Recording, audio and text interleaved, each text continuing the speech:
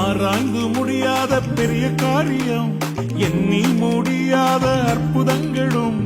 ஆராய்ந்து முடியாத பெரிய காரியம், எண்ணி முடியாத அற்புதங்களும் நிறைவேறும்